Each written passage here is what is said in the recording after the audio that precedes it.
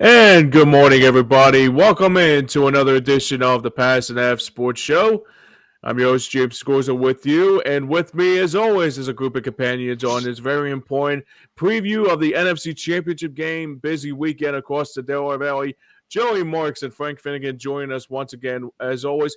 Gentlemen, good morning and happy early preview of what could be another exciting Sunday to remember here in South Philadelphia. Well, Yeah, happy championship weekend. Championship weekend. You Thank know, you. absolutely. And like it's I'm kind of hunkering down. I've already like prepped my daughter and my wife. I'm like we live a half a block away from Broad Street, so Sunday night might be very noisy around my neck of the woods. But in Philadelphia, we are excited. Perhaps everyone has gotten their snowballs from the Philadelphia Eagles, but I like my snowballs chocolate. yeah, same here. That being said, we're gonna think warmer thoughts this morning, and we're Yep. gonna start with your Philadelphia Phillies and some hot stove. We're gonna warm things up. We're a little more than a month away from pitchers and catchers, and we have to start to kind of turn the page as we do look into the end towards the end of the football season. Baseball is the next big hot topic for Philadelphia sports. And, the hot stove is kind of been simmering very warm for the Philadelphia Phillies. And I want to get into that with you guys. So, Frank, I know you've been very open and critical about the Phillies throughout the course of the last couple of years. So I got to ask, and this is a very big topic out there.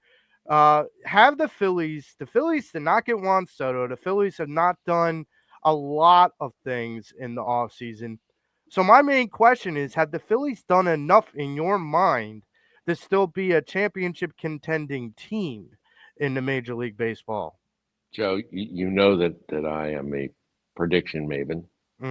That's why I asked you that question. Okay, the Phillies will struggle to win 85 games this year, and will struggle to be in third in this division. Oof. The Phillies have reached a point where their age on their team is not going to enable them to win. And they didn't do enough in the offseason to make this team better. And they really didn't have any choice because their hands are tied with the contracts that they have. This is a problem that, I mean, they knew they were developing it. They paid Harper the money, they paid Turner the money, they paid a lot of guys on that team the money. But those guys are aging, and they knew that this was going to be an issue, and they missed their window. They had their shot, and they missed. And the Diamondbacks are the team that did it. That was their last best shot at a championship. So they're going to struggle mightily to get to 85 wins. And I mean, they're really going to struggle. It's going to be in doubt that they'll get to 85 wins by the end of the season. So James, maybe you're in lockstep with Frank and the dour notes that shine through. What do you Okay. think? I'm sorry, Joe. What was the question? We flipped out for a sec. So my question to you is, Frank, and I just asked Frank about, whether or not enough has been done in the offseason for the Phillies. And where do you still think that what has, the little that has been done with the Phillies in the offseason will be enough to still make them a championship contending team? What do you think? Man, I mean, it's hard to put into words about what has been going on with this Phillies team as of lately.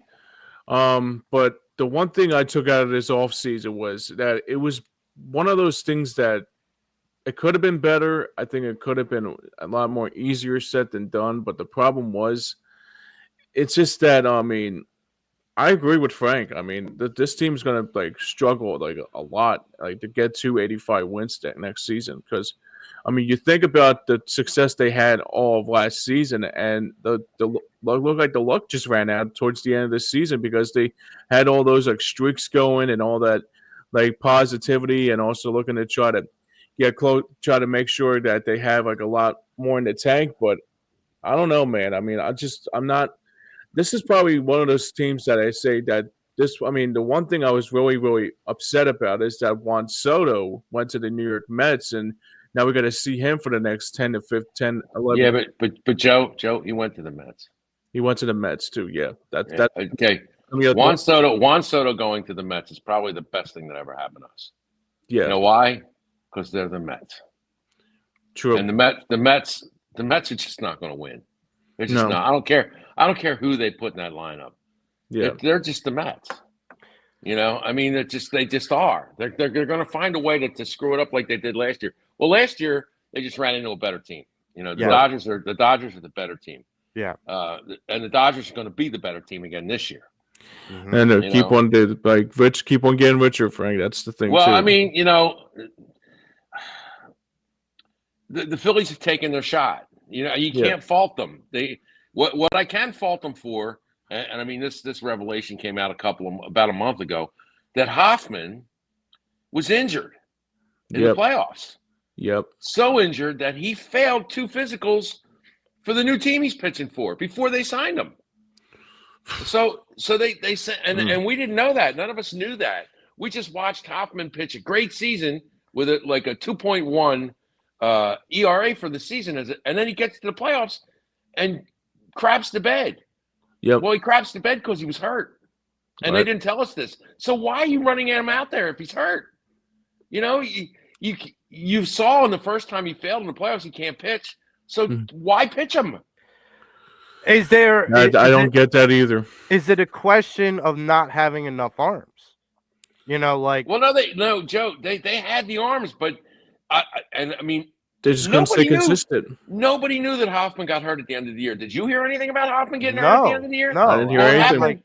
It happened right at the end of the year, right before the playoffs started. Nobody knew anything. Yeah, and it's so bad he failed 2 physicals. That's really egregious, actually. Yeah, it really is. I mean, that to me, see, the Phillies haven't played this kind of game in a while. They don't play the Sixers, let's play hide and seek with the injuries game. They haven't done that since Dombrowski's been here. And I mean, when I heard this news, I felt betrayed. I really did. There's another, you bring this up, and now I start to question another person and another injury that was there, because we heard about it later after the fact, and that's Ranger Suarez. Ranger was dealing with a bad back all year, and the bad back never got better. Yeah, it just never got better. And I mean, he wasn't the same guy after the midway point. But wouldn't you agree? Like, if you're continuing to throw him out there, you're probably not doing him any favors. Any good. Yeah. Well, no, they weren't doing him any favors, but Joe, they have very few ripe fruit in the minor leagues. Yeah. And for them to improve what they needed to improve at the trade deadline, they would have had to pick the ripe fruit. Yeah. And that would have left them bare. I mean, people were asking for the best guys we have in the minor leagues. Now, I'm going to tell you this. I'm going to make a prediction here. Andrew Painter is going to come up this year, and Andrew Painter is going to light the league up. I mean, he is. So. Andrew Painter could probably win 15 games for the Phillies this year. Ooh. However, it's not going to help them. Right. It's not going to help them. It's not enough. It's not their enough. Center field situation sucks. Yeah. And as much as I love their left fielder, he's a liability in the lineup because he can't hit left-handers. Mm-hmm. And the guy they signed, who was it that they signed? Yeah, I'm trouble in my. I'm trying to can't come up with his name. Right. Yeah. He's not the answer either. Well, here's my thing. Kepler. Right, Kepler. He's So not the answer either. here's my thing is, you know, it's gonna deplete the Grapefruit League. It's gonna deplete a lot of things, but like the only thing that I feel like the Phillies can do is roll the dice and bring up, Milner and Crawford and Painter and shuffle around some of the aging legs, uh, in order to plug them in and really see if they can hang in the majors. Well, I think they know that Crawford can play. Yeah. And I think they know Milner can play, but Milner's not ready yet. Yeah. If they had traded Bohm, Milner would be up. Yeah. But now they're going to showcase Bohm until the trade deadline, and Bohm won't be playing for us by the end of the year. He might be gone in spring training. They almost had him gone in the off season. And I heard that the only reason why they didn't make that trade was because they weren't getting enough on the farm system. Right. Right. They weren't getting anything back. People knew that they wanted to get rid of him. And they were trying to steal him. Yeah, it was literally a player for player deal. Usually when you're a team trying to give up an asset like Baum, you're trying to get a player for player, but you're also trying to get prospects that potentially could turn. Yeah, the Blue Jays were the hot team in the market, and they didn't want to give up. They didn't want to give up. The Phillies wanted one of their top kids, and they weren't giving it up. Now, what they hope Bohm does is light it up in April, May, and June, and then trade him to the Blue Jays and get that kid. Yeah, in which case they'll bring Milner up in midseason. Yes, and then you still have that cushion or that spot there, especially for that kid to kind of like progress forward in AAA or whatnot. They need to find it. They need to find a catcher because as much as I love JT, JT is slipping. It's his last year. It's Castellanos' last year, I think. Yeah, I think so. Yeah. I think they have Schwarber for one more year. Yes. They're going to have a lot of retooling to do. Yeah. What they need to do, and I mean, somebody's got to put their foot down. Turner's got to go to center field. Turner's got to go to center field, and he's a liability at shortstop. And you're moving Stott over. Is that what you're doing? Okay. Yes, moving Stott to shortstop. Yeah, I'd move Stott to shortstop, and Turner has to go to center field. Yeah. If he doesn't go to center field, it's going to be a rerun of what they did last year. He's got the legs. He started as an outfielder. He's got the legs to be an outfielder. What do you think's the hesitation? It's him? He doesn't want to do it. He told him he didn't want to do it. He says, "I'm a shortstop." But I'm sorry. I paid you $300 million. You play where the hell I tell you to play.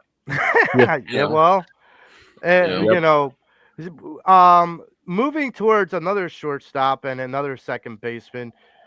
Recently, this past week, the nominees or people that are eligible to go into Cooperstown came out, and two Phillies from the 08 team were on that list: Jimmy Rollins and Chase Utley. Right. Chase Utley got about 30% of the vote. Got 40%. Chase got 40%. Chase is going to get in. And I think J-Roll only got like 12%. 18. He got 18. 18%. So, here's my thing to you, Frank. My argument that I feel like both should make it to the Hall of Fame, but I think J-Roll, for what people think he hasn't done enough, I kind of disagree in some ways. I want to get your take on what you think about both going to the Hall and what you think about, like, we talked about it prior to the show starting about like it being more of a popularity contest with the sports writers. Well, those sports writers those are the old guard.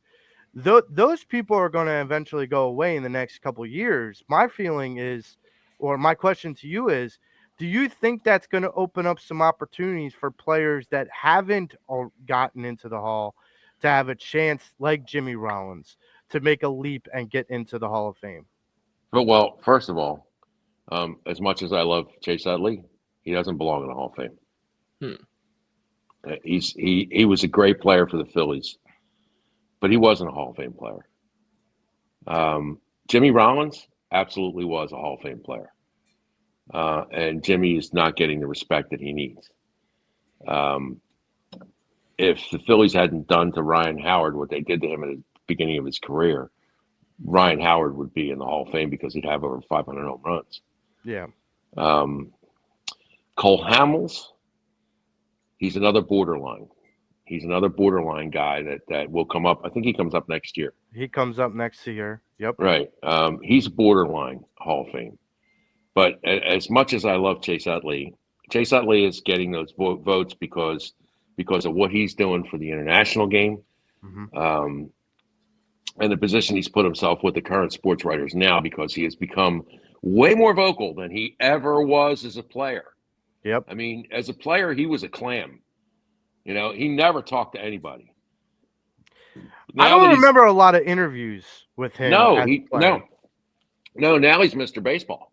Yeah. You know, and that's exactly why he got 40% of the vote, because of the last 2 or 3 seasons they've put him in that position to be the international contact for baseball, and he's had to develop these relationships with the sports writers, and he's a different guy. And Jimmy Rollins, you know, he's on was it ESPN or is he on MLB? MLB Network. MLB. You know, he should be developing those relationships and get more. And I think he got more votes than he got the year before. But strictly on numbers, Jimmy Rollins deserves to be in the Hall of Fame. You know, he compares to the Hall of Famers at shortstop that are in now. He has those numbers, and basing it on what the standards are to get in the Hall of Fame now, he is definitely over the minimum standards that they're doing to put people in now. Yeah. You know, I mean, only get 18% of the vote, and Wagner getting voted in, that to me is a tragedy. It really is. You know, I mean, I can see CC Sabathia. He had a great career. Had a couple rings. Yeah, he had a couple rings that helped him. But I mean, Rollins had a ring too, and this team didn't go if that motor didn't run. Yeah, Jimmy was the motor. It would have been nice had they won the second one. If they had won the second one, it would have been a no-brainer. Jimmy would have been in. Yeah. But they didn't win the second one; they lost. So, James, where do you come down on this with Chase and Jimmy Rollins? I mean, these were guys that you watched as you grew up. These were like your guys. Yep. Your Phillies. So there's a lot more passion for you behind these guys. What's your takeaway with this? You know, it's a very good argument, honestly. I think the one thing I took out of too, the one thing I took out of it is that I looked at Jimmy Rollins' record. I mean, you look at the stats he brought to the table. I mean, even like in 07, that had like basically like stealing and all the other stuff that he had, and that 07 MVP season. I think that should definitely be MVP, not MVP, but Hall of Fame material. But Utley had himself a very good, I wouldn't say Hall of Fame, maybe Phillies Hall of Fame level, but at the same time, I mean, just the thing about Billy Wagner making the Hall of Fame and J-Roll and not making it was kind of, I mean, also again 18%. It's kind of like ludicrous to me. Well, he did. I mean, he did go up. He did go up in his percentage from last season. You know, so you know maybe there is some upward movement for Jimmy. He needs an advocate in that room. He really needs an advocate in that room that's going to advocate for him. Utley doesn't even need an advocate in the room because, like I said, he's cultivated those relationships over the last 3 years, and I mean his voting percentage has gone up. His vote percentage has gone up the last 3 years, and it's because of that. He's developing.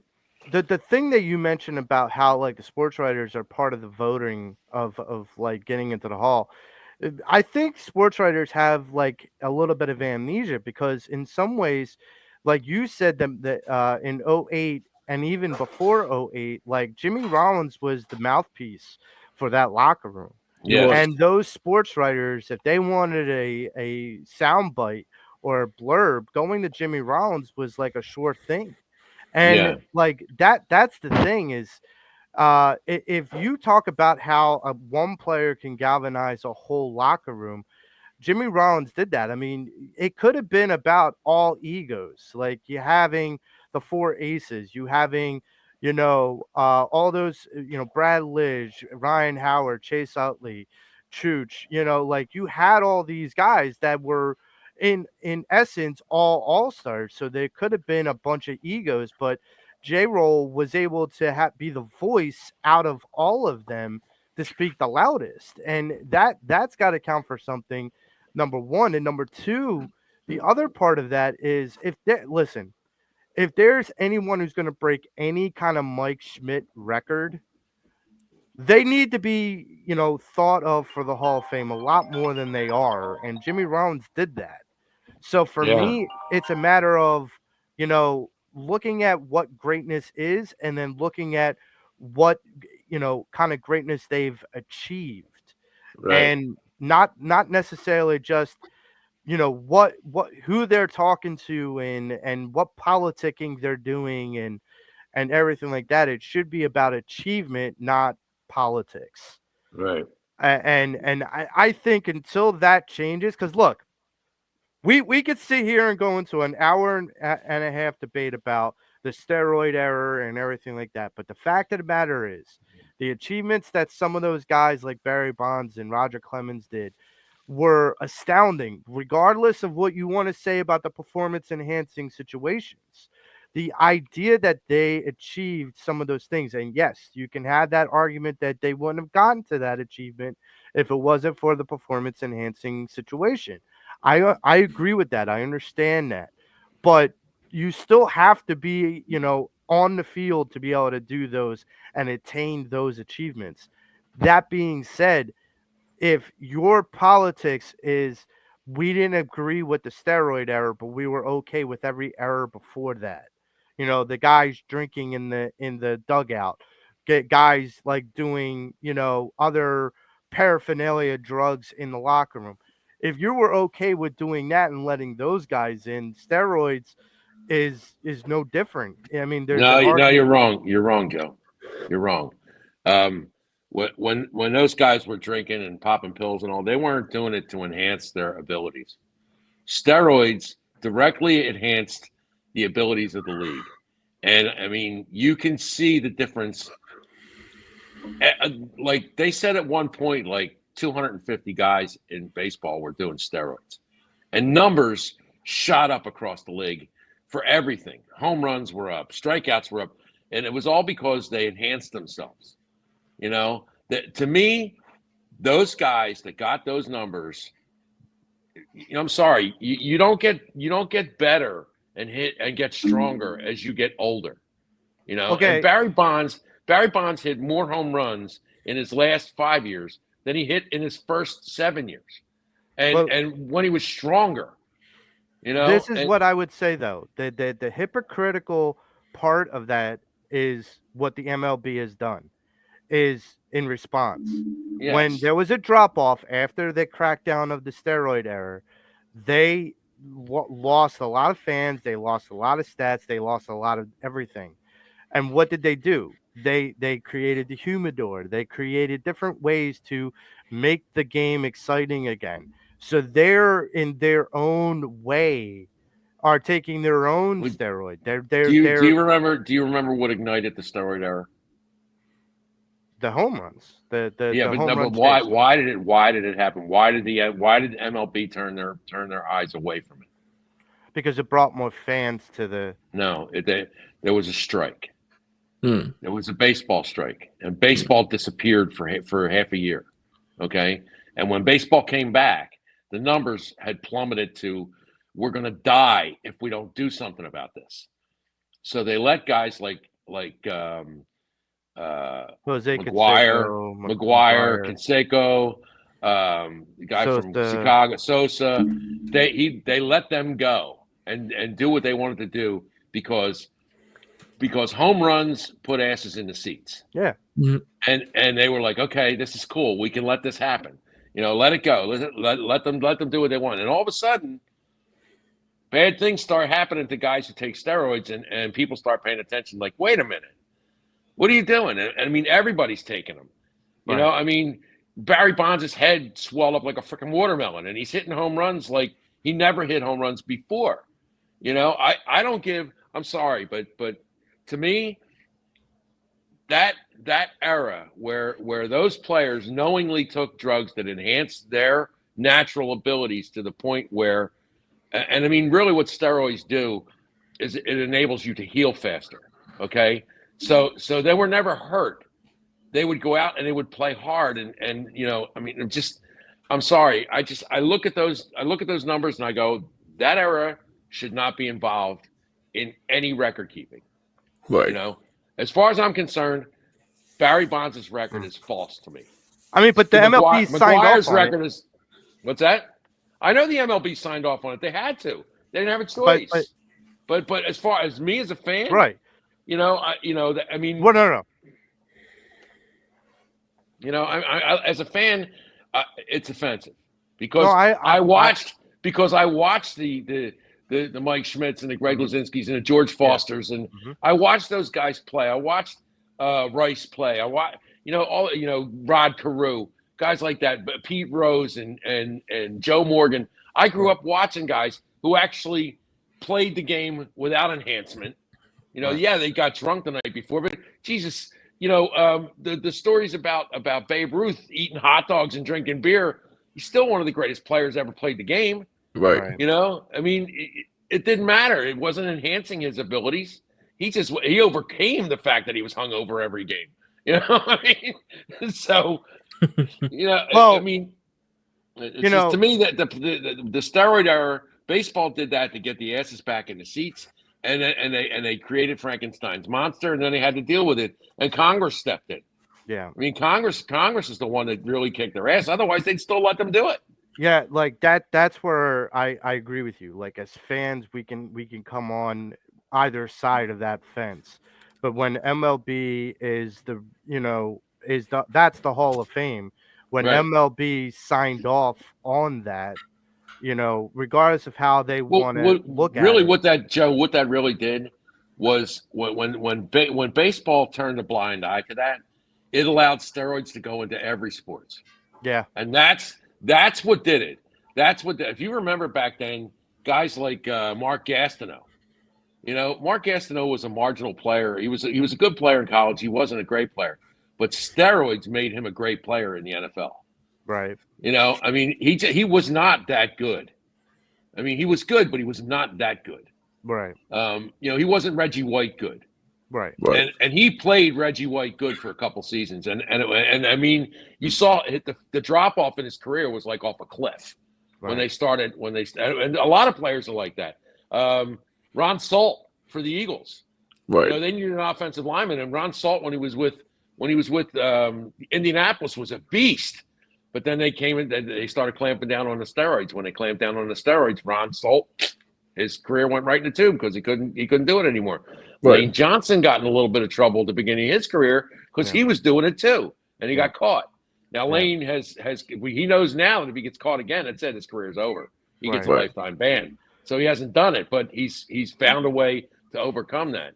You know, Despite that, and despite because like I said, we could go on and on about this, but despite all that, if you want to get your hands on autographed memorabilia for any of these Hall of Famers, and including the potential Hall of Famers of Chase Utley, Ryan Howard, Cole Hamels, and whatnot, the list goes on and on. Maybe you want a Mike Schmidt autographed glove or whatnot. Valentine's Day is coming up, so for all those people that are looking for a good Valentine's Day gift, check our guys out at sportsmemorabilia.com. James, tell them more about it. Yeah, today's show is proudly sponsored by our friends over at sportsmemorabilia.com. Sportsmemorabilia.com is authentic, certified, and genuine because right now you can get your fix on with the most iconic memorabilia from all your iconic players from all your favorite Philly sports teams, players like Joey mentioned, unforgettable moments, and so much more at sportsmemorabilia.com. But don't forget to scan that QR code at the bottom of your screen and add to your collection, like Joey mentioned, not this holiday season, this Valentine's season, or visit them online at sportsmemorabilia.com, and that is at sportsmemorabilia.com today. So going from warm thoughts to freezing cold thoughts, not like we haven't had that enough this past Joe, week. before we go any further, we had a comment here. I wanted to share. Yep. This is our good friend Connor Acudia that was on our show a couple weeks Yep. ago. Actually, has a very cool story here that he said one time he met Billy Weiner's son Jeremy, and he said he was such a cool dude up at Tolson. So it's good to see. Nice. It was cool to see that. By the way, good to see you again, buddy. Hope all is well. But Joe, like I think you said, like talking about something that is hot, talking about that wants to continue to stay hot here. Simply put, what's our next subject for this very important day here? Well, we're going to go from the hot on the field to the hot on the ice. And the Flyers have been trying to stay hot, especially within their rebuild circumstances. This is a team that, not a lot of people had their eyes on to do very well this season because they're in the midst of a rebuild. Mm-hmm. I think they have shocked and surprised some people, and you could catch me and James on the Third Line John Flyers post-game show after some of the Flyers games, and you can join James on his Flyers pregame show. Hockey Note on Board. Thank you. Yes, before every Flyers game. And listen, the Flyers, they've done a lot better than I thought they would, honestly, going into the season. But this question's to you, Frank. Do you feel like, have you been pleasantly surprised with the progress of this team? We know that they're not Stanley Cup bound. We know that. They're far from that. They're far from that. But have you been surprised with their progress up to this point? I'm not surprised. To me, they have, for the first time in a long time, a very young, very talented core of players. Mm-hmm. And the crap that happened with their goalie, who could have cemented their future, will put the Flyers in a position where they have been in for the last 25 years not having a goalie. Mm-hmm. And they need a goalie to make this transition work. They have to find one. They can't. I mean, God, that kid. How stupid were those kids? Because we still don't know how that's going to shake out in court, and he's never going to play for the Flyers again anyway. Yeah, he may never play for the NHL again. It depends on whether he's acquitted or not. If he's acquitted, yes, he will, but he won't play for the Flyers. Right. And that's tragic because the Flyers need a guy like him, and to make all these beautiful pieces, young, inconsistent because they're young, beautiful pieces. And at times when you watch them play, you go, man, there's greatness there. Mm-hmm. Man, oh my God, when these kids finally click, when they finally get their act together, they're going to be something to see. They really are. They're not there yet, and it's obvious because they'll win 4 games in a row and then they'll lose. They'll lose 4 or 5 or 6, and that's just youth and inconsistency. I see promise there. Okay, I see a lot of really, really good promise in the Flyers because their kids are so young and they're so good. But it's unless and until they find that goalkeeper. That leads me to my next question, though, Frank. What you say that this team shows promise? Like, what 1 or 2 players do you see? Mikov, first of all, Konechny. I mean, those 2 players right there. They're so good. I mean, Couturier he's really at the end of his prime. Couturier he's not going to be a part of what's going to happen next with this team. So you got to look at the kids they got from Russia. are just wonderful talents. And thank God they finally did it, because I mean we went decades with without touching any Russian talent because of the bitterness that happened in '76. Yeah.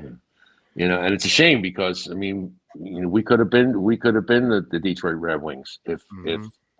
if they had just relented a little bit on the talent and just judged people by talent and not by their nationalities.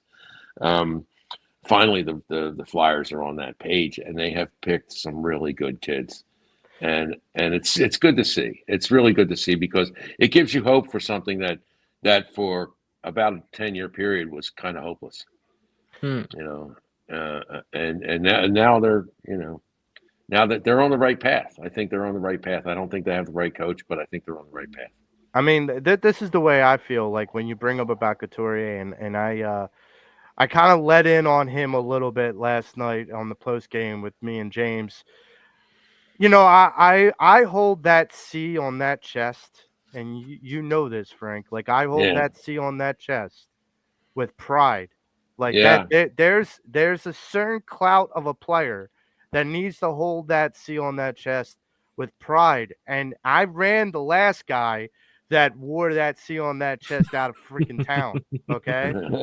I'm not afraid to do it again. I'm not. I like Sean. I like Coots, but I agree with you. He's not the nucleus. He's not a part of what's coming next. He's Well, no, the but you can't make a kid the captain, Joe. no. I I mean, know he that. he is he is he is the leader. He's the titular head on that team. They follow his lead, and Couturier is a great player. And he's not going to be part of the future, but he's the guy. He's the guy at the helm right now, and I think he's worthy of the C. I really do, but I think but he is. it's not time to pass the baton yet. It's Okay. just not. And he's a steadying hand. He's going to lead those kids to playing, because he plays the game the right way. Couturier plays the game the right way, and those kids are going to see it. So And that's what you need in a captain. You need somebody who's going to grab the focus of those kids and say, "This is the way we're supposed to play," and I they agree. do. They do. I You agree know, that there needs to be leadership. It's not right? always about the stats. It's about the Well, leadership. Coates never struck me as a stat chaser. Right. Never. He never struck me that way. I always looked at him as a hard-nosed, hard-playing player who sacrificed himself on many occasions. I mean, he's had a lot of injuries. So, So you know, that being said, with that leadership and with this young nucleus, do you see this team as being a potential playoff team going forward in they're not going this to make season? they're not going to make the playoffs this year. Okay. They're going to fall short, and it's because of the netminders.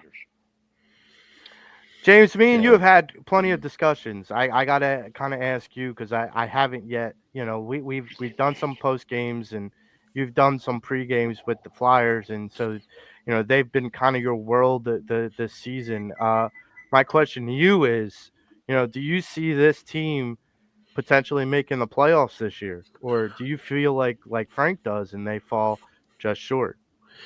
Well, I'm in the same category as Frank because you think about the Flyers have had the latest success as of lately. The problem with the Flyers is it's not that they are playing really bad hockey I mean, Mhm. they are inconsistent. It's just more that against teams that are in like better competition. You think about right now, the Metropolitan Division got even stronger as of yesterday with Carolina getting a couple players from the Avalanche and Mikko Rantanen and even I forget Taylor what Hall. Terrell Hall. Yeah, thank you. And yeah, that's going to be one team that's going to be the odds-on favorite that could be to win that President's Trophy. The Rangers are starting to come back around. They had a little bit of a struggle towards the beginning of the season, but they're coming back around. The Capitals are going to be Ovechkin's going to take them wherever they're going to take them. And then, he's still trying to chase Gretzky. So, but for me, I think this is going to be one of the games. I mean, if they miss the playoffs, I'm not going to be as disappointed. No, But I'm not going to be disappointed. it'll be a good progress as well to see I what don't this think team has in store. they're not ready yet. The kids are No, not ready yet, and you can see that when they play a team that has a very strong, say, let's call it 2 or 3 line presence of veterans. Right. They get manhandled. Yeah. I mean, it's not their fault. They're just young. You know, I mean, I see them lose savvy veteran battles all the time on the ice. Yeah. You know, and it's because they're just not there yet. Right. You know, they're just not. And I mean, it's not their fault, and it doesn't mean the kids don't have the talent, because they do. They will overcome this because they are young. I mean, this is one of the youngest Flyers teams I can remember seeing in a long, long time. Right. And God help the league when they finally click. Third youngest team in the NHL. Right. Right. When they finally click, it's going to be hell to pay. It's going to be hell to pay, because those teams now that are dominant, they're dominant with older veterans, and the Flyers are going to have young veterans, and they're going to be skating circles around people. You got to give them 2 more years, and they got to find a goalie. And when that happens, then the Flyers are going to be back to where they used to be back in the day when I was a kid. You know, Yeah, I mean, and to piggyback what you said about there, Frank, the one thing I was really excited about this team is that the team is so young. Like, it kind of reminds me of what this team was back in the early Laviolette days, when they had like a lot of speed, and it's back and forth, and that's the same kind of philosophy that they have now with Torts. And I think that's going to be that this team is a very young, composed team. Right. I think they're going to be fun to watch the next couple of years for sure. I mean, but right now they get beat by veteran teams, and that's because they're young. They're just young and inexperienced. Yep. Yeah, and like exactly. I said to James last night, is that some of that youth, especially on the defensive front, these veterans know how to rush that blue line, and that those odd man rushes are because these veteran forwards for the opposing team knows how to take that puck away and create those rushes. Yeah, and you have goalies.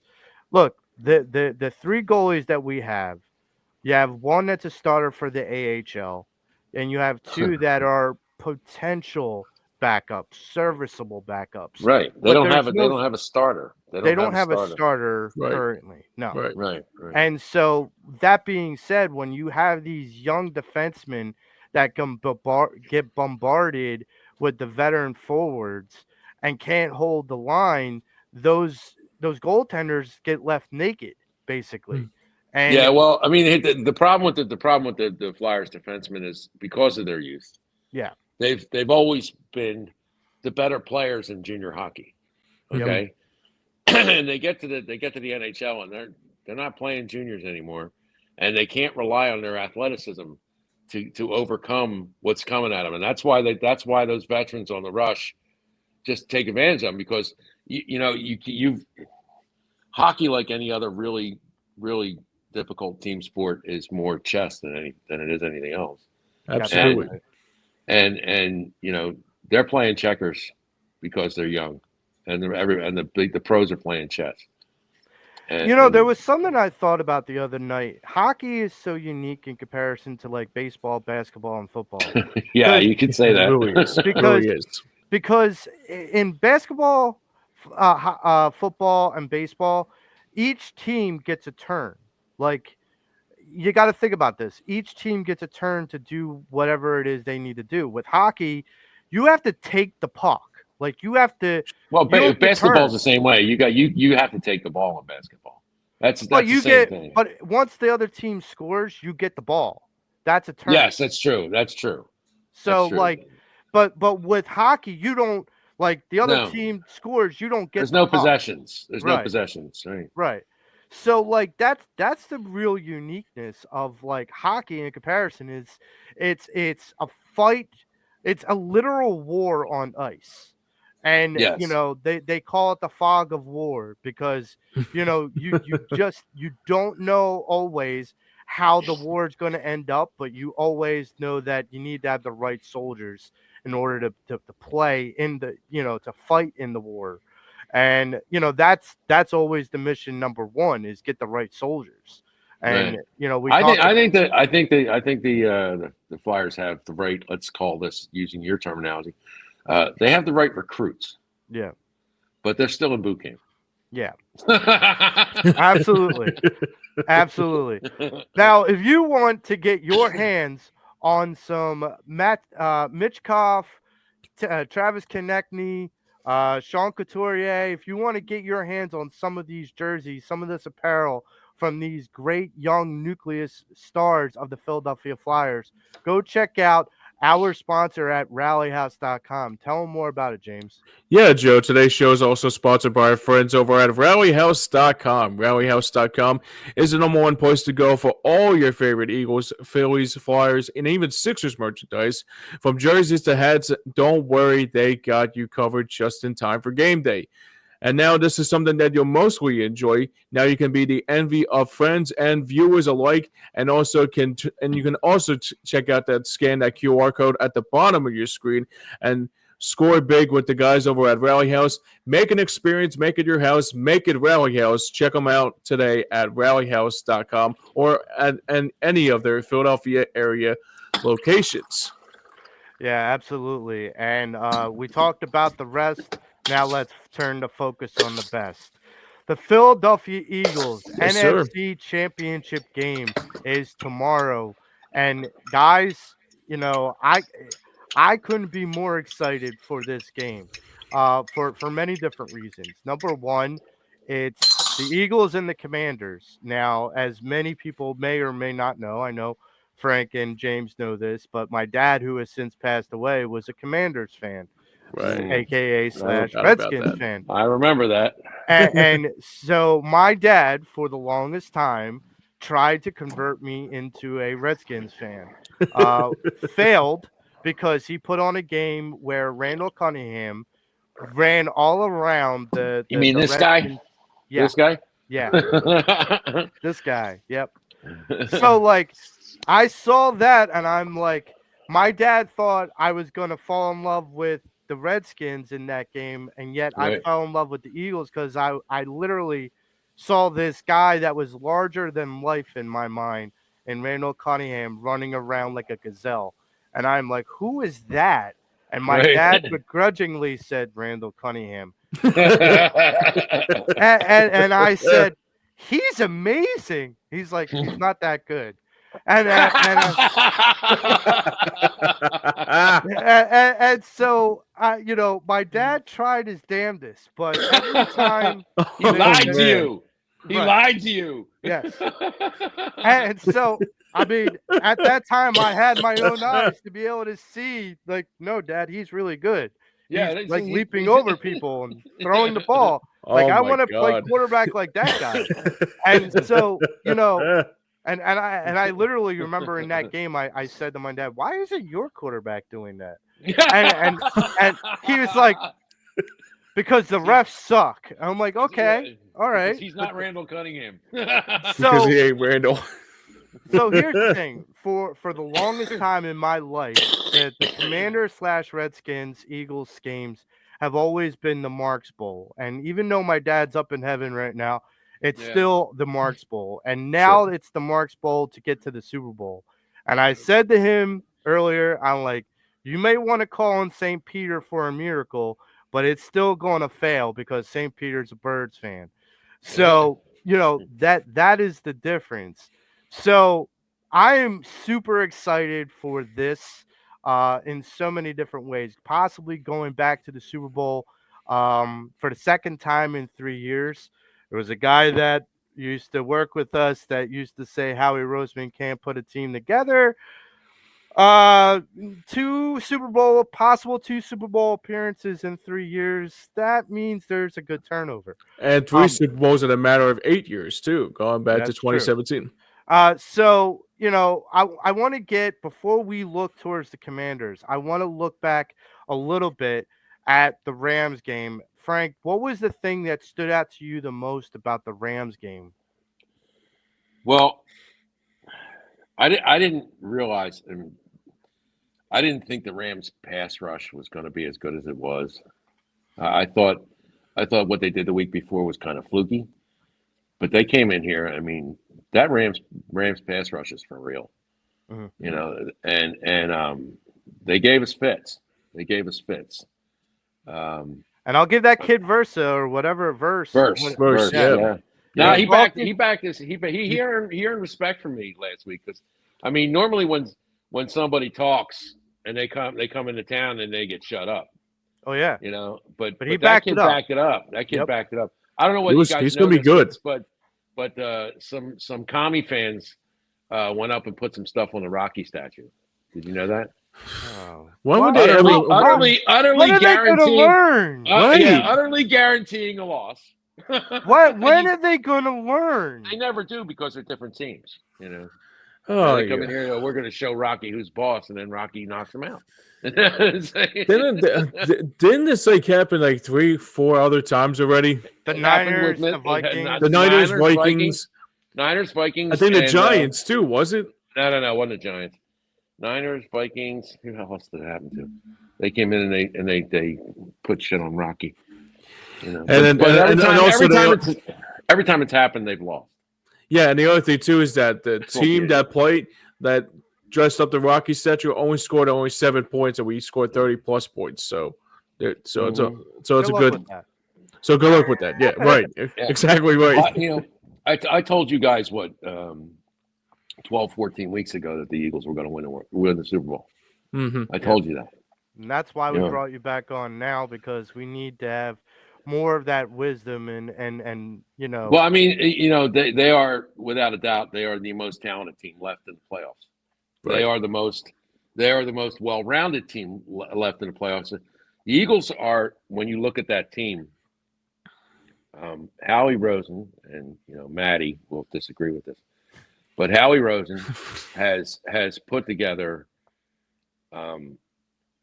something that you just don't see in the NFL anymore, and that's a team that doesn't have a specific weakness.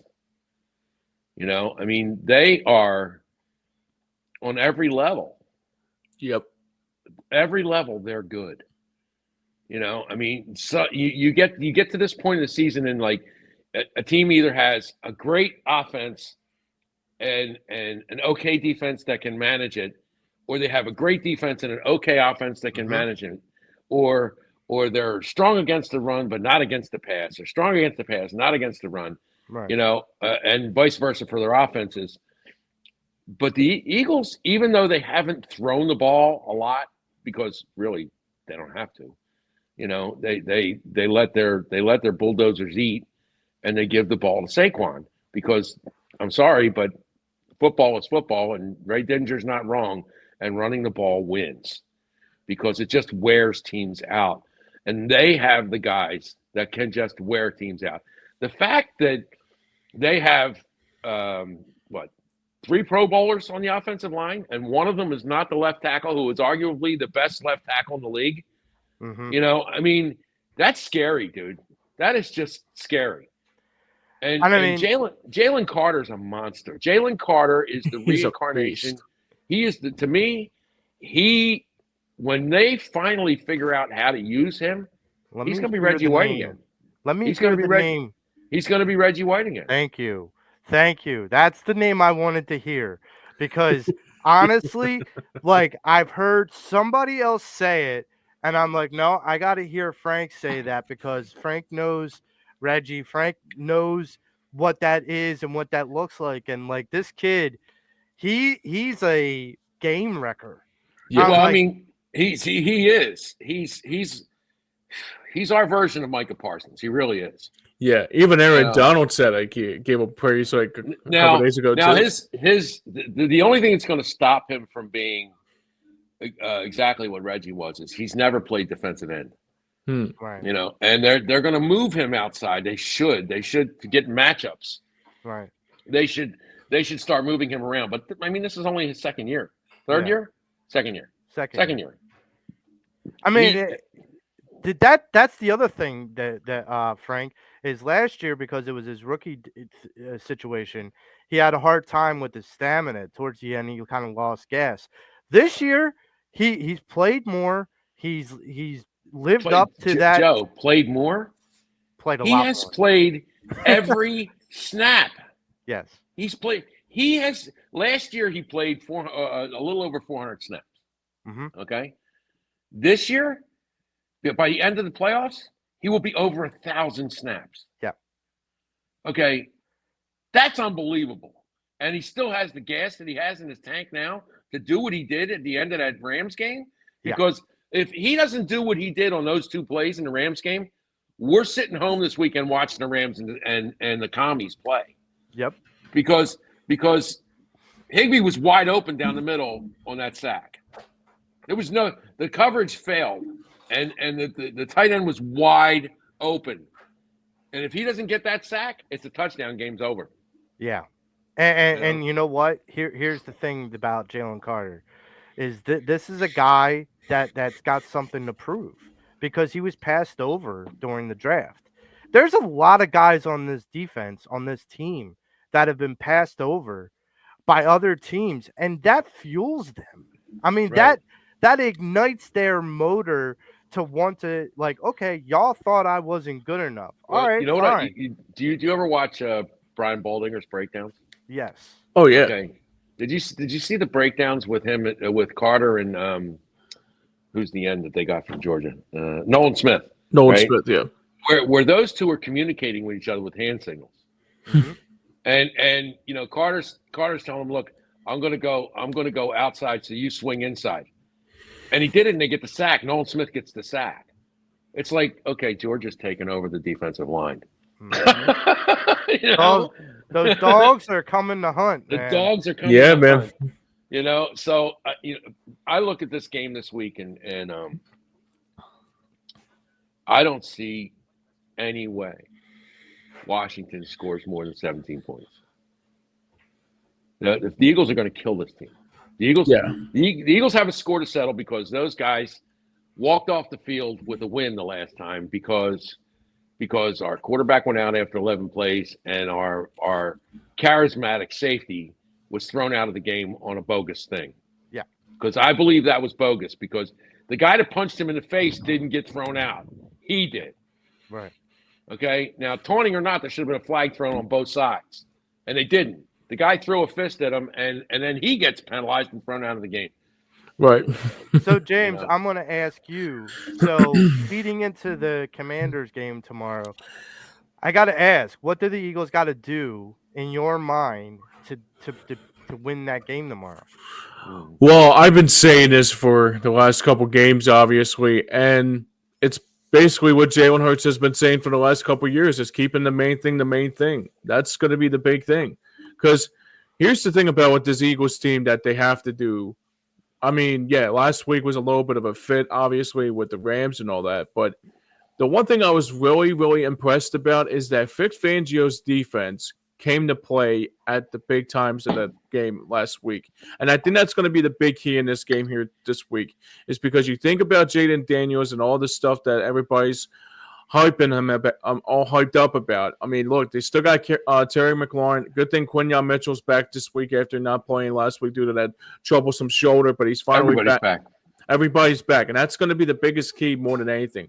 Once you got everybody back for this game, I think that's going to take us even go one step further. But the one thing I really want to see tomorrow, too, I want to see that same dog mentality that I saw last week with the Bulldogs, and I want to see the same thing with Jalen Carter and Nolan Smith, and I want to see a couple turnovers like I saw last week, too. Frank, Well, same question. Go ahead. Well, I think see, I hate to say it this way. I really do. But, I mean, Washington doesn't have a snowball's chance in this game. They don't. No. Washington is going to get their ass kicked in this game. So And, I you're mean, saying Washington's the people that bought the 100 snowballs that the Eagles put on sale this past week. well, maybe they're going to bring them back and throw them at them. You know, Maybe. maybe they Maybe. return the product, which I can't believe somebody actually did that. That's just, I mean, come Yeah, on. that's a little ridiculous. But I mean, $50. You sold ice for $50. Yeah. You Yeah, sold I mean, ice oh for my $50. God. So, but no, I look at this game, Joe, and I go, they just when you put the two teams in front of each other on paper, you know, they just don't match up. They just don't. The Eagles have so many better players in so many better positions than Washington does. And Washington, I mean, look, to give them credit, they have really played their asses off. And Jaden Daniels has he has said, okay, league, I'm here, I'm alive. Mm-hmm. But, when you think about how they won that last game, okay, they needed to knock out our quarterback. They needed to knock out our best defensive player. And they still needed a last-minute score to beat us. Right. Okay? They're not going to win this game. And I mean, they're fooling themselves thinking they're going to win this game. They're just not. And, I'm going to sit back and just be content knowing that I predicted a Bills-Eagles Super Bowl. And we'll get to that in a minute. But the thing about that to me, and I got to kind of focus on all the hype that's been behind Jaden Daniels. It's not hype, it's real. No, I agree. He's a great player. I called him earlier, and I'll apologize for it. I called him earlier in the season a next version RG3, and I take that back. He's done not more RG3. He's done more than RG3 could have done. He's just a better player. But here's where I'm going to be clear. So there was a defensive coordinator for the Commanders that came out the other day and said, if Jalen Hurts decides to come out and run as a running back, we're going to hit him like a running back. Right. Well, I want to be clear about this, friend. Just understand your little pride and joy, Jaden Daniels. That knife cuts both ways. Right. If he wants to run like a running back, we'll treat him like a running back. And we got guys that are much bigger than the guys you have. We have guys that are willing. Yeah, but they have a guy on their team that is a cheap shot, dirty piece of shit. Pardon my French. Yep. And Luvu is a dirty player. He is. Luvu is an absolute dirty player. He hit Hurts when he was on the ground. He shoved his elbow right into his head, and that's why he got the concussion. Yep. He was on the ground. He should have been flagged for it. He wasn't. He's the one player on the team in the entire league. I don't dislike a player more than I like Luvu. He's a dirty player, and I really hope he gets hurt. And I never wish that on anybody. Right. But I wish it on him. And I will say this. We are going to have the Aussie assassin that is going to be looking for that guy to come creep up, because I'm telling you, like I've said this before, I'll say it again. That offensive line of the Eagles, when they stand up, you're looking up at every one of them. Yeah, and so like they're giants among midgets. Yeah, they are monsters. So good luck with whether you want to try to come after our guy, because I'm going to tell you this right now. Jalen Carter isn't a dirty player, but he will put a hurting on Jaden Daniels. Yeah, he will. Well, they handled Daniels. They sacked him how many times in that game, the last game? Yeah. I think it was like five turnovers. Yeah. 5 turnovers. They forced turnovers. Yeah. So I mean, like, I don't know what Washington is thinking that they're just going to win this game like they won the last one, because let me tell you, they had to work their ass off to win the last one, and they had to knock out 2 of our best players to do it. Right. And if it's not going to be the same scenario this time. They're working off the momentum that they have. They're playing with house money, and then they haven't been here for 33 years. Yeah. But good on you. But guess what? Right. We're going to look packing. Look, we got a 10-year nightmare in Washington with Jaden Daniels. Okay. Yeah. That the one good thing we got going for us, our defense is the youngest defense in the league. Mm-hmm. Okay.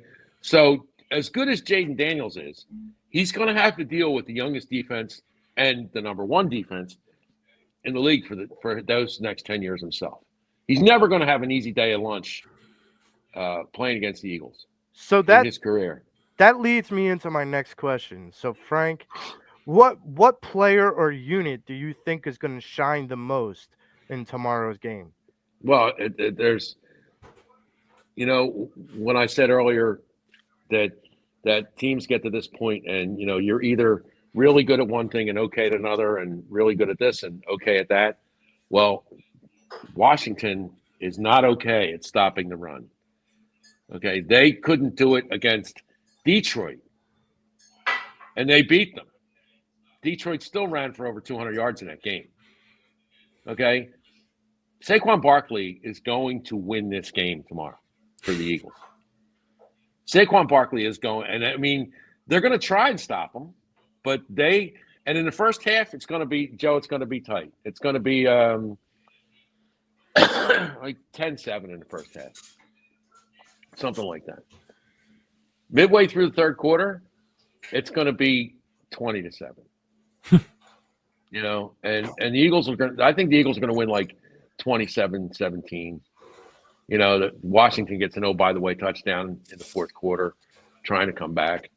But the game will be clearly in the Eagles' hands in the middle of the third quarter. The offensive line will just beat down that defense so much. Now it helps that they have Allen back, and Allen's a big help. He's going to really make life difficult. But I mean, how difficult can you make life with that offensive line?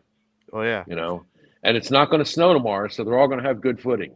Yep. They're not going to be getting through like the Rams did. And they couldn't get through to begin with because they just can't match up size-wise with the Eagles' offensive line. So they're going to have time to do what they want to do. And Saquon Barkley is going to have another 200-yard game. He just is. And he's going to be the key factor. He's going to be the key factor in the game. James, who do you think, what player or unit do you think is going to be the key factor in the game tomorrow? I got to go with Frank. I got to go with Saquon Barkley, too, I mean, the one thing I was really very astounded about last week with Saquon Barkley is that through the snow kind of reminded me of that Shady McCoy snowball game, and I call it snowball phase 2, I mean, it was just that, I mean, that's the thing. I mean, even that defensive coordinator for Washington, saying that, we're going to, do whatever we can to try to stop the running back. He's still. I mean, you still have to. You still have to find a way to, you still have to find a way to just you still got to stop Saquon. I mean, regardless of what you're trying to talk, you got to walk the walk at the same time too. So that's going to be I think for me, Saquon's going to have 200 plus yards again tomorrow. So I think that this is going to come to no surprise to anyone.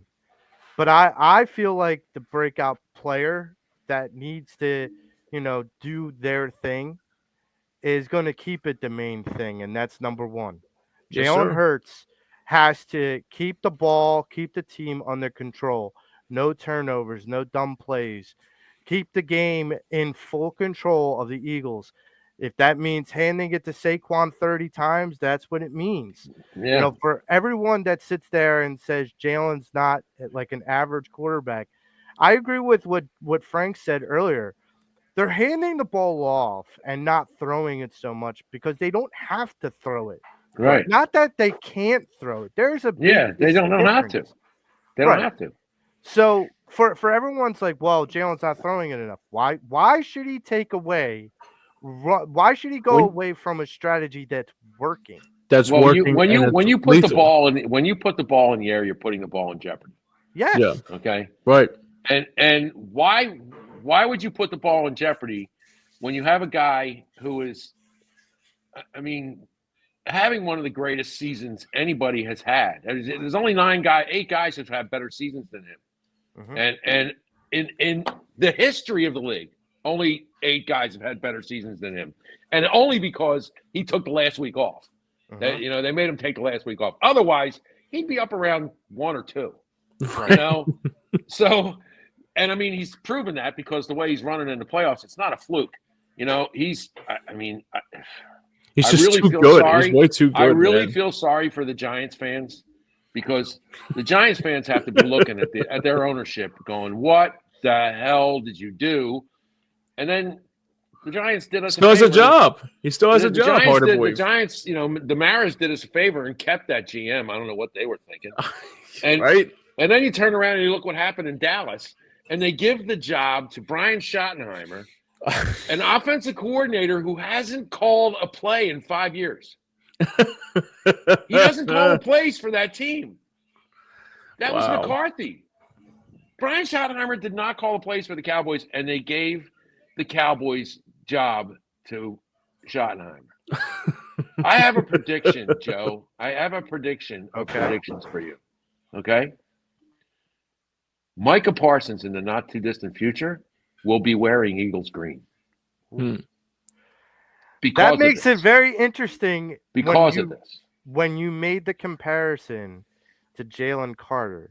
Because if you put Jalen Carter and Micah Parsons on the defensive line, that just is frightening. Frightening and scary good. Frightening. Like, overall. That would be abjectly terrifying.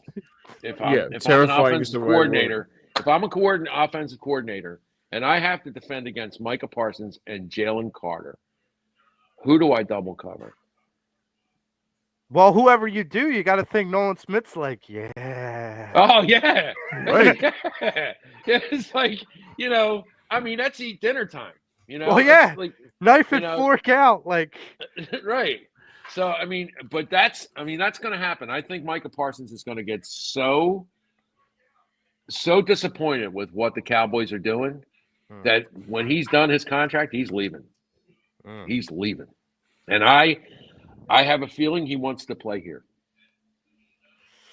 I look, okay, I'll go one step further. And you made the Jalen Carter, Reggie White comparison. Now, if you bring Micah Parsons in, does this start to feel like the Jerome Brown, Reggie White defensive line? This would be like putting Reggie White and Bruce Smith on the same defensive line. That's exactly what it would be like. It would be like putting Reggie White and Bruce Smith on the same defensive line. Whoa. That's in this era. Those two players are so dominant in their positions. That's exactly what it would be. Wow, man, that's intense. That's bold. That's bold. The problem for the league there is that both of those players are extremely athletic, extremely quick, and able to cope with mobile quarterbacks. And there's no slow-footedness there. Those two guys can move, and they're so strong and they're so dominant. It would be children, it would be adults playing with toddlers. So, before we get to our predictions for tomorrow, I wanted to get like a heads up. Let's look a little ahead. Speaking of predictions and looking ahead. If the Eagles were to win tomorrow, which I think is going to happen, you got the Kansas City Chiefs and the Buffalo Bills on the other side. I'll start with you, James. Who would you rather face in the Super Bowl, Kansas City or the Buffalo Bills? I would like to see. I would really like to see is Buffalo go to the Super Bowl because I've seen enough of Kansas City. It's no offense to the Taylor Swift stuff. It's no offense to the refs giving them the games and all this and all that. I just want somebody to shock the world tomorrow, and I want to see Buffalo take on the Birds in the Super Bowl. Yeah, that the refs thing is an interesting perspective because it's a Ted SQ, gonna admit. Well, here's the thing: they're not hiding it. No, they're not. Far from hiding it. But Frank, I'll go to you. Something's got to give, though, right? Who would you rather see in the Super Bowl? Okay, quite frankly, Joe, I don't care. There you go. I mean, it doesn't.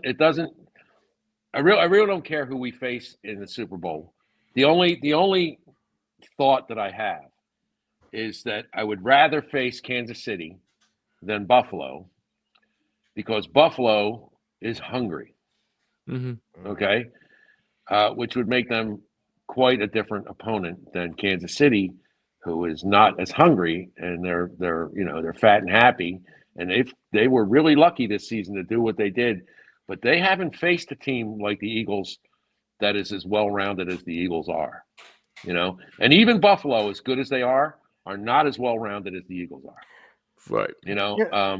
but Buffalo has a very, very good defense, and be quite honest, they're going to beat Kansas City. They're gonna beat them tomorrow because Kansas City's finally going to play. You know, I mean, you know, the Colts didn't beat. You know, Manning didn't beat Brady until he beat Brady. Right. You know, so Allen hasn't beaten Mahomes until he beats Mahomes, Right. and that could be tomorrow. Yeah. You know, and I think that's what's going to happen. I think Buffalo is finally going to rise to the occasion. They have been the team that has been, you know, shot themselves in the foot many a times playing this team. And you're right. I think the only factor in there could be the referees who kind of have a blind eye to whatever happens to Kansas City. I mean, it's not any shock that in the last 8 years, Kansas City is the least penalized team in the playoffs. Mm-hmm. There's no denying that. I mean, you look at it and go, how can that be? How can they be the least penalized team? So that's the way I see it. And Yeah, like I think we could play anybody at their best too. That's the thing. see, that's the thing. I think we can. I don't think it's a problem. I agree with a statement you made earlier, which was, I feel like the Eagles are the most well-rounded team in the playoffs still there. Right. Because I think that when you look at the Buffalo Bills and you look at the Kansas City Chiefs, both teams have their flaws that the Eagles don't. Yes. You know, and I The feel Eagles' like, one flaw is kicker. yeah, well, all we have to do is minimize his work, and Right. and that's all we Agreed. have to do. But for what it is, So, like, by the way, before we go there for Joey, Jake Elliott's 24 for 22 on field goal opportunities, except for other than extra points, he's been perfect. So yeah, and I mean that is a big difference. Is that 3 is much more than 1, so I'm okay in dealing with that. I know that 1 sometimes can come back to bite us in the ass, but if you have enough of a lead, it won't. And that's the thing is, this team has shown me throughout the course of this season, unlike it did last year, that it's resilient. That no matter what the situation might be, I mean, look, the Rams could have gotten back into that game and won that game despite us being up by 13 with 4 minutes left in the game. But we showed resilience and heart to make sure that wasn't going to happen. And I don't know if a lot of teams that are left in this playoff have as much talent and heart combined on their team. I know that Patrick Mahomes is Patrick Mahomes, and I know it's them and the refs. I honestly think that there will be more scrutiny, especially if you see some of the more egregious things Sunday against the Bills. I think there'll be more scrutiny towards the refs and whatnot. Not They don't like care. there hasn't, right, but the NFL is going to look fraudulent. It's going to look fraudulent if they continue to make it as blatant as it is. Did you on another note, there's this meme going around this guy created. I don't know where he was from, but it was hilarious. He set himself up as a news director, a sports director at like an action news desk. Right. And he started as breaking news. Andy Reid suffers a catastrophic loss. How's he going to overcome this at the playoffs? And it flips to a picture of a referee limping off the field because he can't walk on his ankle. How can he replace this player with this short of time left in the playoffs? I was laughing my ass off. Well, think about it. Think about it this way. Now, I'm not calling Kansas City or Andy Reid cheaters, but think about it this way: when Belichick and Brady were doing it, they're well, we got to get over on the refs. No. Kansas City's like, no, we got to get the refs. We got to get them on our side. Right. Yes. Bring them into our fold. If we got them, we're golden. Right. Yeah, I think Patrick Mahomes is the biggest crybaby in the league. He is. He Yeah. is. I mean, he doesn't get touched and he's screaming at the refs like, "He hit me." You know, like come on. Welcome to the NFL, kid. Like, No, like, he's doing what he needs to do. I mean, it's a competitive edge. It works for him. Right. You know, I don't blame him for doing it, but he is a baby. yes. Yeah, You he's a sourpuss. Well, Yes.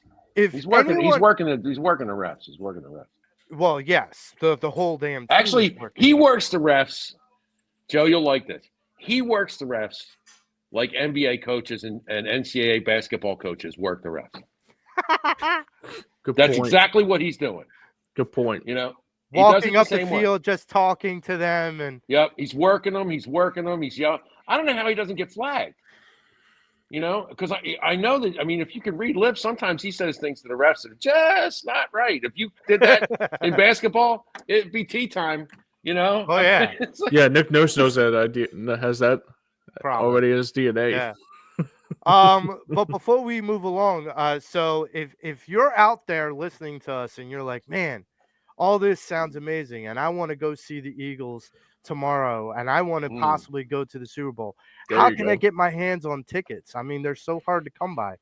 Check out our partners. A lot of cash out of your pocket. Yeah, a lot of money. Check out our partners. And it's a good thing you said it that way, Frank, because our partners at ticketnetwork.com have great payment options for people that struggle to pay for expensive tickets. Yeah, So, James, tell more about our sponsor at ticketnetwork.com. Certainly. That's right, Joe. Today's show is sponsored by our friends over at TicketNetwork.com. TicketNetwork.com is a proud sponsor to the Philadelphia Eagles, and now you can score big for scoring a touchdown on the road to victory with the best seats in the house with our friends over at Ticket Network. Whether it's the best seats in the house, budget-friendly, in between, Ticket Network has got you covered. But remember to scan that QR code at the bottom of your screen and secure your spot today with the best seats in the house. That is at ticketnetwork.com, or visit them online at ticketnetwork.com. And go Birds.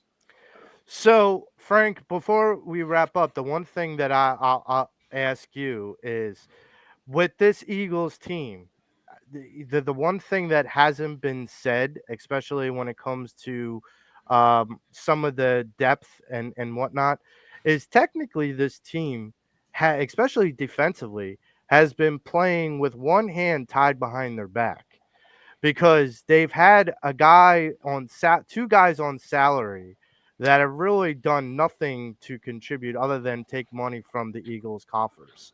And that is Bradbury and Bryce Huff. My question to you is, when those guys come off, their money comes off, do you have confidence that Howie's going to re-sign guys like Zach Bond and Jordan Davis and Milton Williams and stuff like that? Well, I don't. If the Eagles don't sign Zach Bond, they're nuts. That would be tragic, because it's not going to cost the world to sign Zach Bond. Right. They can get him for 2 years for like $12 million. Okay. And it wouldn't be $12 million a season, because he's never had any kind of season like this before. He can't walk in there and demand, look, I've done this for 5 years in a row, I demand the money. He doesn't have that power. Milton Williams the same way. They're not going to. I mean, they're going to have to pay these guys, but they're not going to have to break the bank to do it. Okay. Huff we're stuck with. Because they signed him to a 3-year deal. They can't get rid of him. Bradbury's done. Yeah. You know, Bradbury's finished. He's done. They're not going to let him. They're not going to bring him back next year. They don't need to. They have everything they need at safety and corner to cover him. That's for sure. Yeah, don't be surprised, Joe. Don't be surprised if Big Play Slay is not here next year. No. Yeah, I could see that. I could see that too. And this would open the door to pay a guy like Micah Parsons. Yeah. Ooh. Because you take both Slay and Bradbury out. Yep. You know, if you take Slay and Bradbury out, every other position on the field is paid for.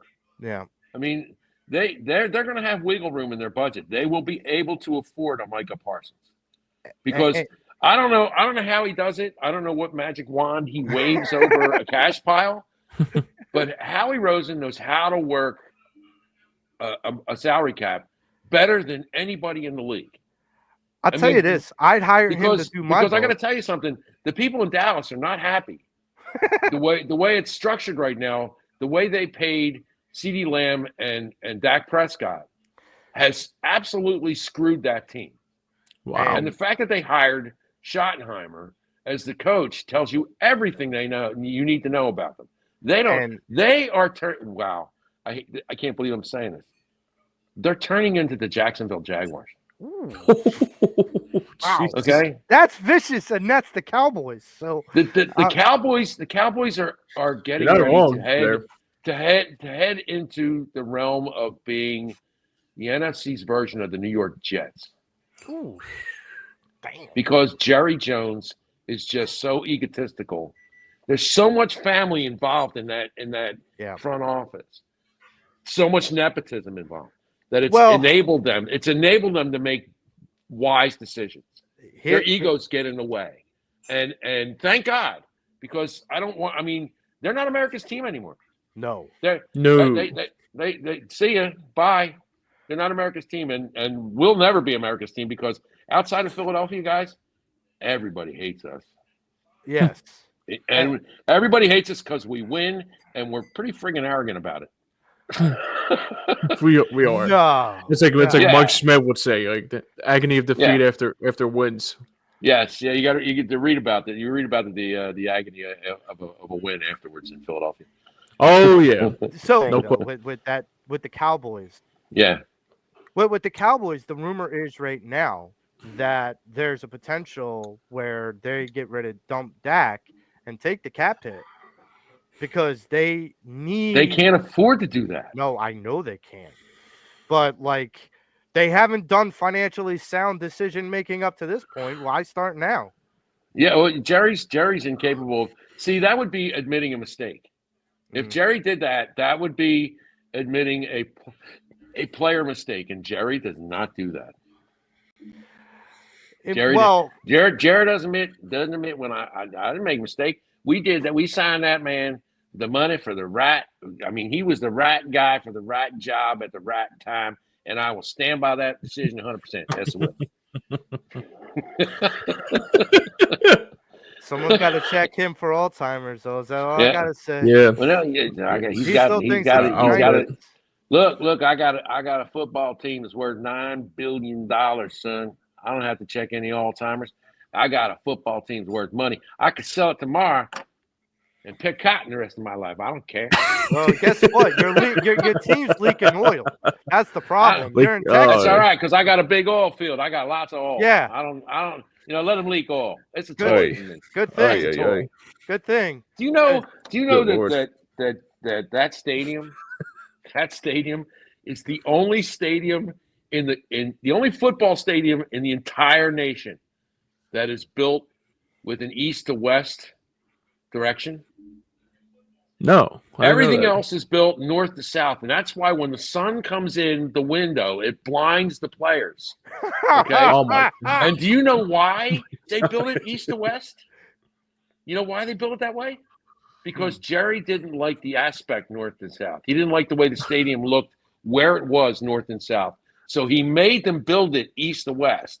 Oh my God. And then when they said, well, Jerry, you should get blinds for the windows.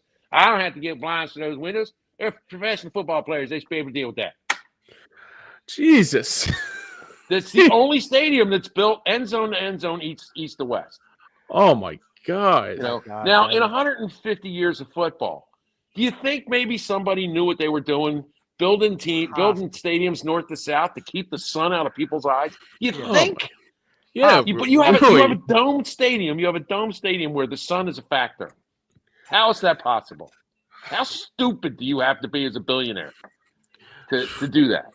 We're always stupid. Well, before we get going, because you bring up domes, I want to bring up something that is a potential. What do you think about the potential for in the next 5 or 6 years for the Eagles to put a dome on the link? No, not happening. No, not happening. No, even if it's retractable? No. Even if it's retractable? Okay. No.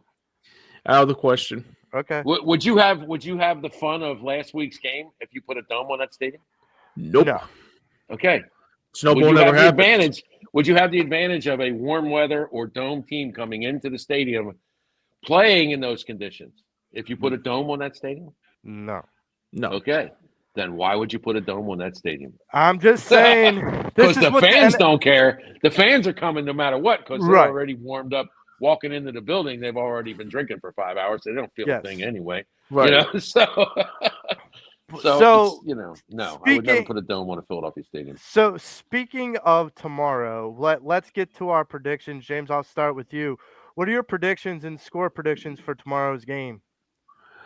This is a game that I agree with Frank that this is going to be a blowout. I think it's going to be. I don't think it's going to be a close game. I mean, sure, the first half is going to be a little bit like too close to comfort, but they carry away in that second half. I think I'm going to see a couple turnovers tomorrow. I think Jaden Daniels is going. I mean, those two Bulldogs that we mentioned last week are going to feast again tomorrow. Quinyon Mitchell is going to cover Terry McLaurin like a real blanket. Like and he did the first 2 times. Yeah, and he's going to get a couple turnovers. I think he's going to get I mean, the one thing I really want to see tomorrow too, I want to see a same ripple effect as it was the first time these two clubs met against each other, and that is Saquon Barkley feeding Saquon Barkley, and also the one thing I'll say about it too is that I want to see Josh Harris walk out of Philadelphia with a bad mope on with a bad resting bitch face on his look. So I say the Eagles win 34-17 Birds, and we go to Super Bowl 59. Frank, I'll go to you. What's your predictions and score predictions? Well, as I said earlier, I think it's going to be 27-17. I don't think the game's going to be that close. I think it'll be a close first half. Like I said, it'll be 10-7 in the end of the first half. Mm-hmm. I think the Eagles will pull away from them in the second half simply because they won't be able to outmuscle the guys. And bigger bodies always beat up little bodies, and they just don't have the size to match up with our offensive and defensive lines. It happened in the first game. It would have happened in the second game had Jalen Hurts not gotten injured and C.J. Johnson got knocked out. They needed everything they could get to 36 points, and we still almost won the game without our starter. We scored 24 points without Jalen Hurts. Right. Okay, so I don't know what Washington thinks they're going to accomplish tomorrow, but it's not going to be a win. Now they're playing with house money, and they it's a great accomplishment for them this year to be in the NFC Championship game. But they are there because of guts and luck. Mm-hmm. I mean, they ran into a Detroit team last week that defensively was ill-equipped to handle Jaden Daniels. Mm-hmm. That's not the case this week. Yeah.